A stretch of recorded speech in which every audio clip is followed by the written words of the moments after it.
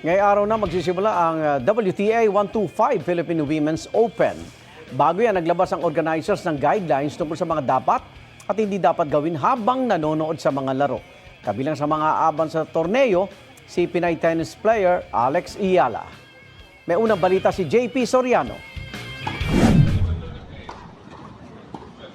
Maghaharap-harap ang pinakamagagaling na tennis player sa buong mundo sa WTA 125 Philippine Women's Open na gaganapin sa Rizal Memorial Sports Complex Tennis Court. Inaabangan ang pag-smash ni Pinay tennis ace at world number 49 Alex Iyala.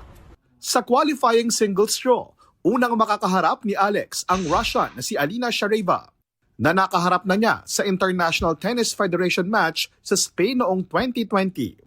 I have met her. She's a very nice person, I think, and a great player. So I'm just gonna go, and I've done everything to prepare to the best of my ability. So I'm gonna go and do my best.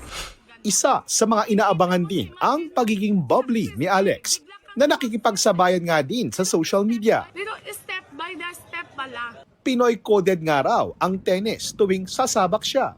Anong masasabi ko? Pinay naman talaga ako. So I think it's only normal. Like, a lot of people ask me, saan nanggagaling yun? But I mean, I'm Pinay.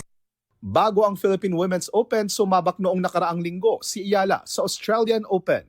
Doon ay pinuna ng ilang tennis fans ang pag-cheer ng mga Pinoy sa tennis stadium sa Melbourne na umabot sa puntong hindi na raw makafocus ang kalabang si Alicia Parks ng USA.